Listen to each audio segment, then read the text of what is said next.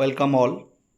Welcome to another video of competitive English learning where we get some solution of English competitive question.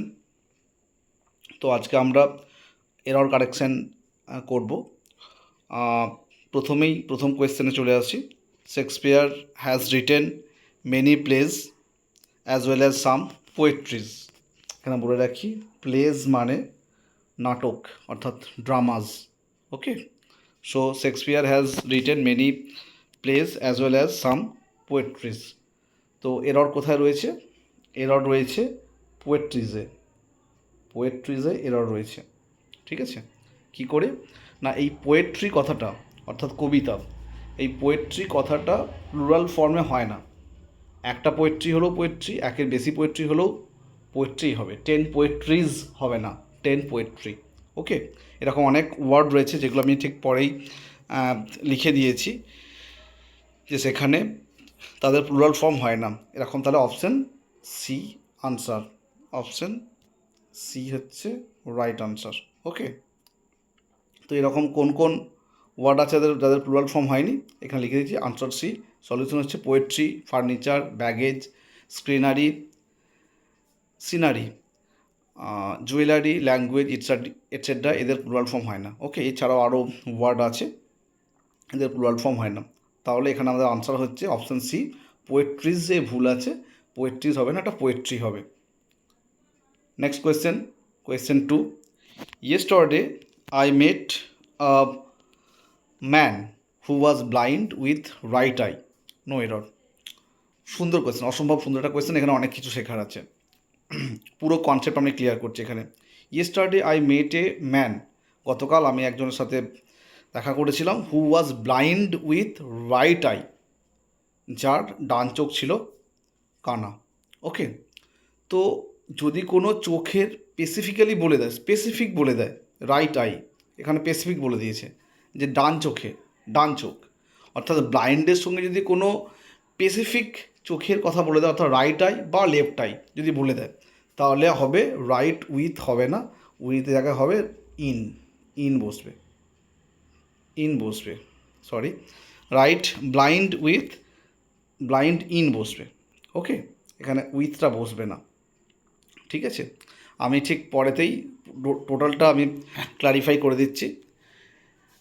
যদি কোনো specific চোখের কথা বলে দেয় তাহলে হবে ব্লাইন্ড ইন। যদি বলে যে কোনো একটা চোখে, স্পেসিফিক না, রাইট না লেফট স্পেসিফিক করলো না, তাহলে হবে ব্লাইন্ড অফ। আর যদি নির্দিষ্ট করে কোনো দু চোখই হয় তাহলে হবে blind with.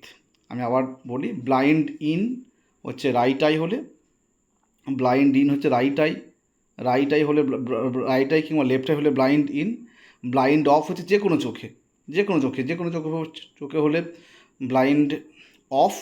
R blind with হচ্ছে বোথ আইজ হলে ব্লাইন্ড উইথ।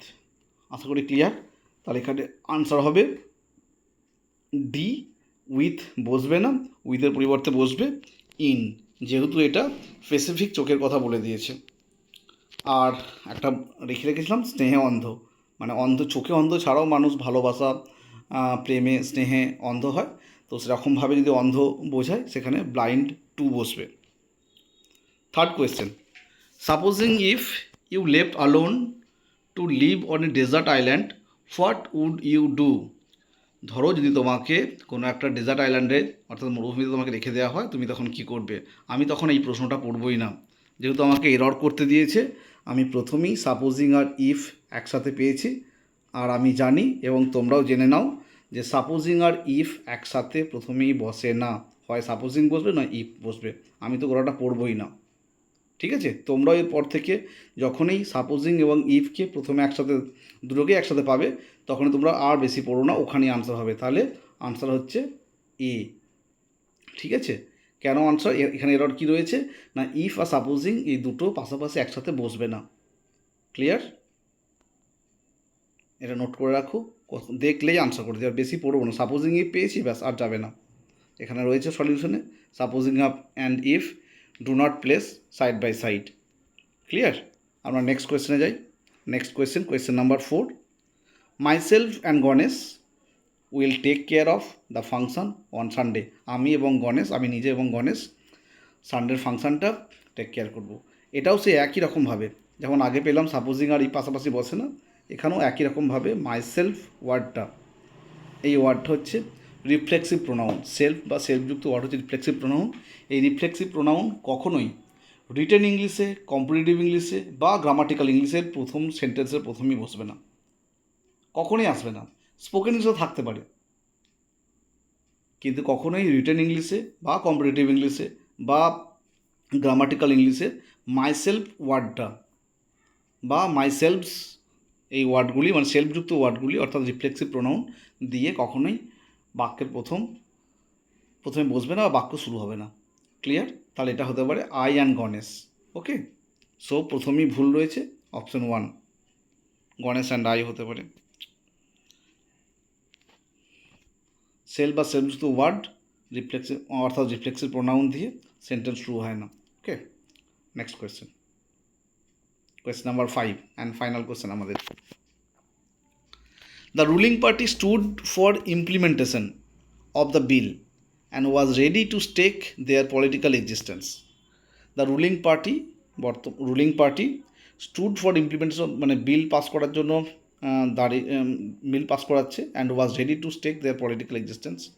ওকে, তো এখানে ভুল কোথায় রয়েছে? খুব সুন্দরভাবে, খুব নিখুঁতভাবে না দেখলে এই ভুল খোঁজা যাবে না।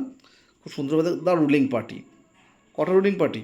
The ruling party, not parties, অর্থাৎ একটা রুলিং পার্টির কথা বলা হয়েছে। ওকে, তাহলে একটা রুলিং পার্টি হলে দেয়ার তো হবে না, এর পরিবর্তে হিজ বসবে। The ruling party stood for implementation of the bill and was ready to stake his political existence. Okay, that's enough for today.